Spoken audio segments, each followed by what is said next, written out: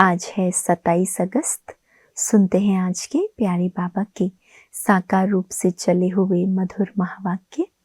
बाबा कह रहे हैं, मीठे बच्चे, अपनी सतो प्रधान तकदीर बनाने के लिए याद में रहने का खूब पुरुषार्थ करो।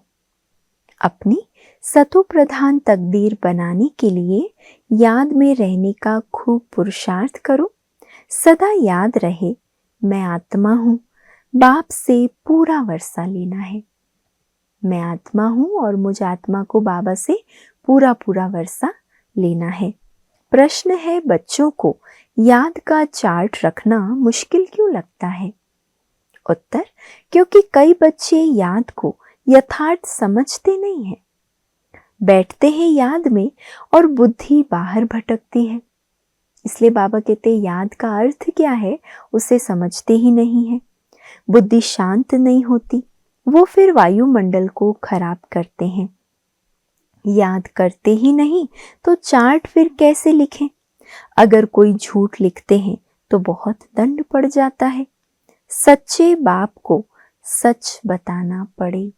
अपना याद का चार्ट बाबा को सच्चा सच्चा बताना है, गपोड़े नहीं मारने हैं। बाबा कहते, गीत है तकदीर जगाकर आई हूँ। ओम शांति।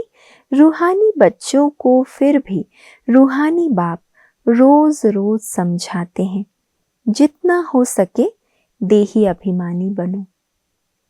अपने को आत्मा निश्चय करो और बाप को याद करो, क्योंकि तुम जानते हो हम उस बेहद के बाप से बेहद सुख की तकदीर बनाने आए हैं। बेहद के बाप से बेहद सुख की तकदीर बनाने आए हैं, तो जरूर बाप को याद करना पड़े। पवित्र सतो प्रधान बनने बगैर सतो प्रधान तकदीर बना नहीं सकते। ये तो अच्छी रीति याद करो।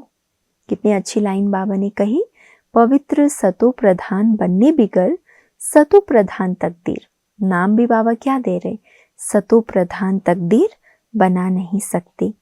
मूल बात है ही एक, ये तो अपने पास लिख दो। बाह पर नाम लिखते हैं ना, आजकल तो बहुत फैशन है टैटूज बनाने का। तो बाबा कहते बाहों पर नाम लिखते हैं ना, तुम भी लिख दो। क्या लिखना है? लिखना नहीं है, बाबा स्मृति दिलाने के लिए कह रहे हैं। हम आत्मा हैं, बेहद के बाप से हम वर्षा ले रहे हैं, क्योंकि माया भुला देती है।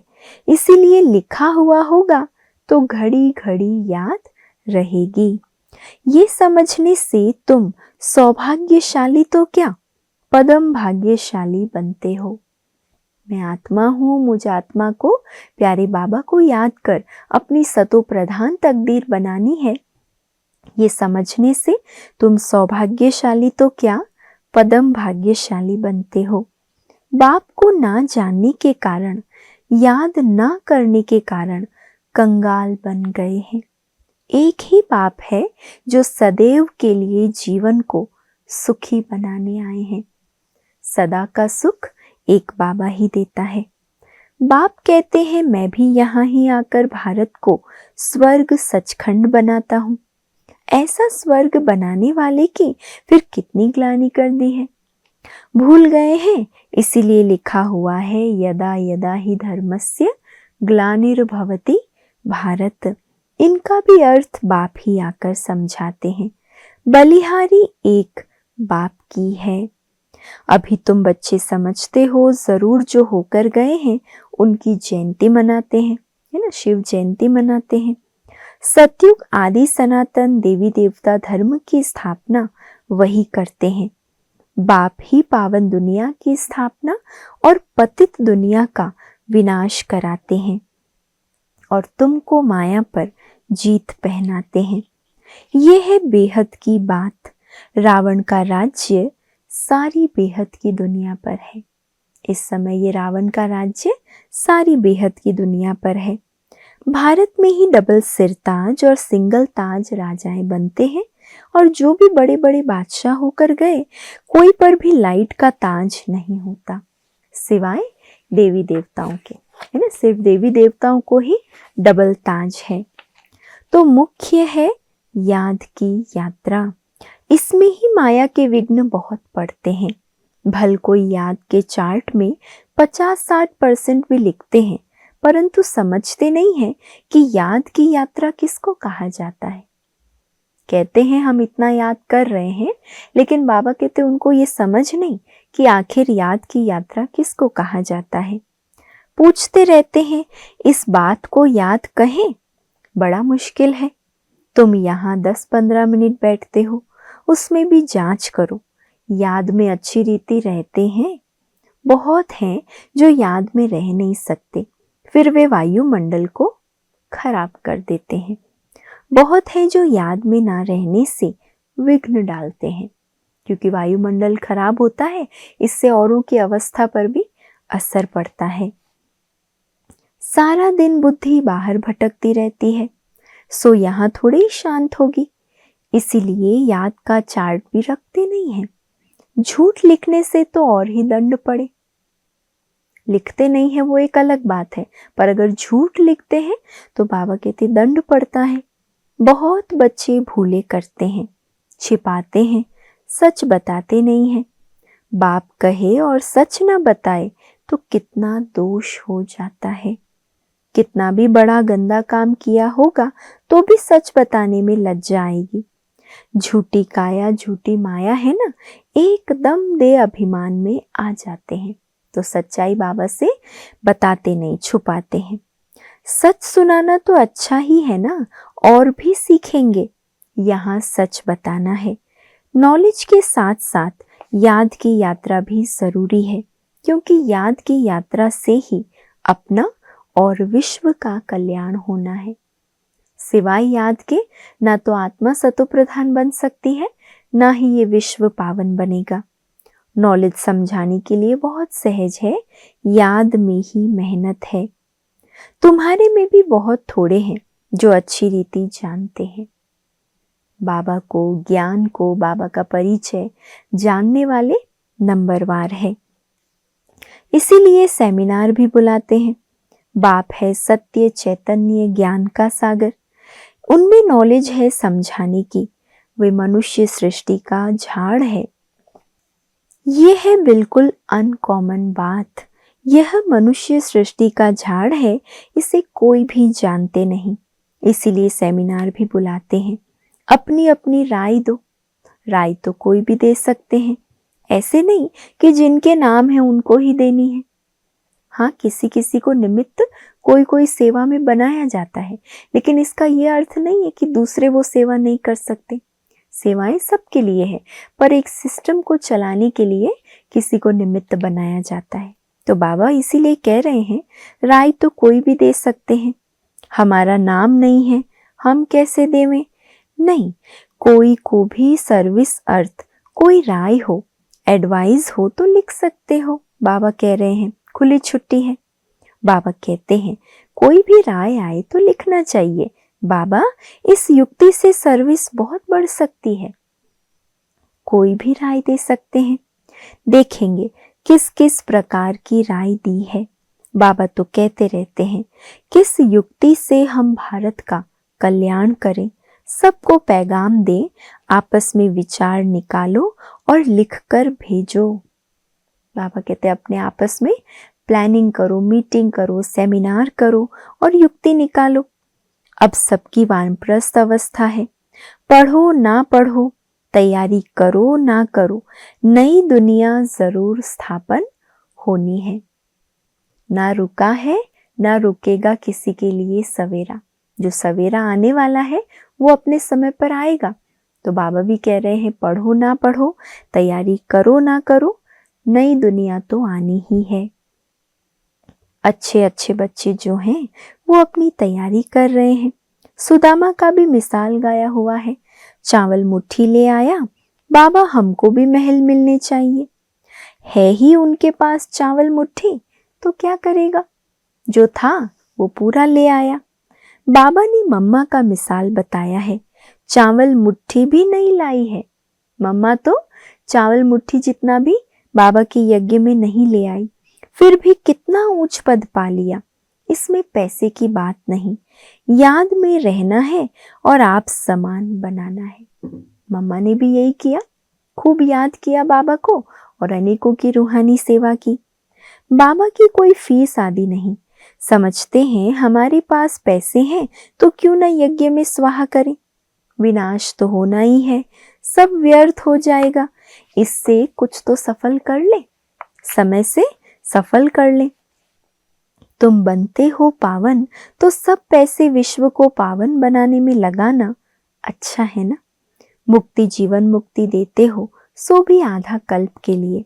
सब कहते हैं हमको शांति कैसे मिले, अब वो तो शांति धाम में मिलती है। और सतयुग में एक धर्म होने के कारण वहां अशांति नहीं होती। गायन भी है, राम राजा राम प्रजा, वो है अमर लोक। अमर लोक में मरने का अक्षर नहीं होता, मृत्यु शब्द ही वहां नहीं होता। श्री श्री की मत पर तुम एवर हेल्दी बन जाते हो। वहां पुराना एक शरीर छोड़ फिर बालक बन जाते हैं, रोग होता नहीं, कितना फायदा हो जाता है। तो हम क्या बन जाते हैं, आधा कल्प के लिए एवर हेल्दी। तो ऐसे रूहानी सेंटर्स कितने खोलने चाहिए। थोड़े भी आते हैं वो कम है क्या।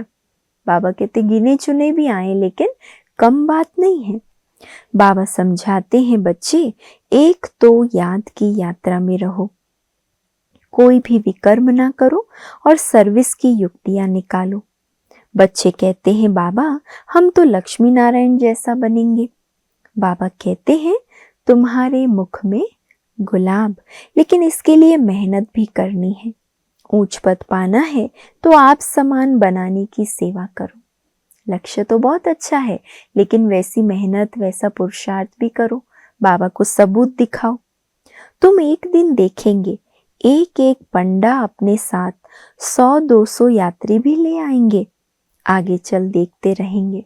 देख रहे हैं ना, अभी तो 100 क्या 400-500 भी ले जाते कहीं कहीं। तो जो होता रहेगा सो देखते रहेंगे। ये बेहद का ड्रामा है। तुम्हारा है सबसे मुख्य पार्ट बाप के साथ, जो तुम पुरानी दुनिया को नया बनाते हो। यह है पुरुषोत्तम संगम युग। अब तुम सुखधाम के मालिक बनते हो, वहां दुख का नाम निशान नहीं होगा। बाप है ही दुख हरता सुख करता, दुख से आकर लिबरेट करते हैं। शिव बाबा हमको सर्व दुखों से लिबरेट करते हैं। तुम कितना सुख में जाते हो, उसके लिए कितना पुरुषार्थ करना चाहिए, कदम कदम पर मत लेनी चाहिए। अब तुमको मिलती है ईश्वरीय मत, ऊंचते ऊंच इसीलिए गाया हुआ है श्रीमत भगवान वाच। भगवान से मुख से निकली हुई मत श्रीमत। तुम बच्चे श्रीमत से सारे विश्व को हेवन बनाते हो। उस हेवन के तुम मालिक बनते हो, इसीलिए तुम्हें हर कदम पर श्रीमत लेनी है।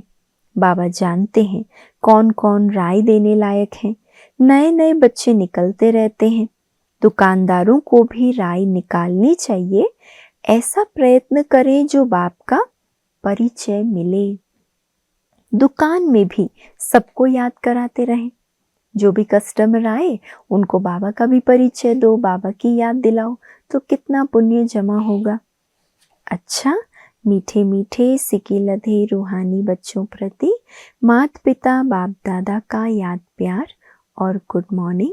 रूहानी बाप की रूहानी बच्चों को नमस्ते और हम सब रूहानी बच्चों की रूहानी मात पिता बाप दादा को याद प्यार, गुड मॉर्निंग और नमस्ते। धारणा के लिए आज का मुख्य सार। पहला, श्रीमत पर चलकर सारे विश्व को स्वर्ग बनाने की सेवा करनी है। बहुतों को आप समान बनाना है। आसुरी मत से अपनी संभाल करनी है। दूसरा, याद की मेहनत से आत्मा को सतो प्रधान बनाना है।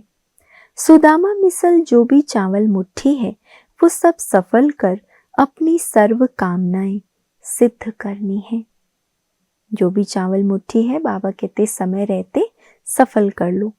आज का वरदान, एक बाप दूसरा न कोई, इस दृढ़ संकल्प द्वारा अविनाशी अमर भव। एक बाप दूसरा न कोई, इस दृढ़ संकल्प द्वारा अविनाशी और अमर भव। जो बच्चे ये दृढ़ संकल्प करते हैं कि एक बाप दूसरा न कोई, उनकी स्थिति स्वतः और सहज एक रस हो जाती है। इसी दृढ़ संकल्प से सर्व संबंधों की अविनाशी तार जुड़ जाती है और उन्हें सदा अविनाशी भव, अमर भव का वरदान मिल जाता है। दृढ़ संकल्प करने से पुरुषार्थ में भी विशेष रूप से लिफ्ट मिलती है। इस लाइन को अंडरलाइन करेंगे। जब हम कोई बात के लिए दृढ़ संकल्पधारी बन जाते हैं तो उससे पुरुषार्थ में भी विशेष रूप से लिफ्ट मिलती है। जिनके एक बाप से सर्व संबंध है उन्हें सर्व प्राप्तियां स्वतः हो जाती है।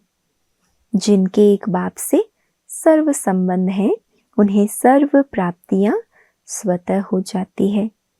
स्लोगन: सोचना, बोलना और करना तीनों को एक समान बनाओ, तब कहेंगे सर्वोत्तम पुरुषार्थी। सोचना, बोलना और करना तीनों को एक समान बनाओ, तब कहेंगे सर्वोत्तम पुरुषार्थी। अव्यक्त इशारा है। जिस समय जिस संबंध की आवश्यकता हो उसी संबंध से भगवान को अपना बना लो। दिल से कहो मेरा बाबा और बाबा कहे मेरे बच्चे, इसी स्नेह के सागर में समा जाओ। बच्चा कहे मेरा बाबा और बाबा कहे मेरा बच्चा, इसी स्नेह के सागर में समा जाओ। ये स्नेह छत्र छाया का काम करता है, इसके अंदर माया आ नहीं सकती। यही सहज योगी बनने का साधन है। और आज की दादी जी की विशेषता है, चित्त सदा शांत रहे, बुद्धि स्थिर रहे और संस्कार शीतल रहे। मेरा यही लक्ष्य रहता है कि मैं कोई भी कर्म करते अपनी स्थिति को विघ्नों में ना लाऊं। कोई भी कर्म करते अपनी स्थिति को विघ्नों में ना लाऊं। परिस्थिति माना पराई स्थिति। उस परिस्थिति में मैं अपनी स्थिति नीचे क्यों लाऊं? वो तो पराई चीज है ना, उसके लिए मैं अपनी स्थिति को नीचे क्यों लाऊं? मुझे संकल्प में भी खंडित मूर्ति नहीं बनना है। इस स्मृति से चित्त शांत हो जाता है, बुद्धि स्थिर रहती है, संस्कार शीतल हो जाते हैं। अभी हम किसी भी आदत के वश हो नहीं सकते। ब्राह्मण किसी भी आदत के वश हो नहीं सकते। ये दुनिया, ये वैभव, इन सब को बुद्धि से भूलो। इसी में ही अति इंद्रिय सुख समाया है। अच्छा, ओम शांति।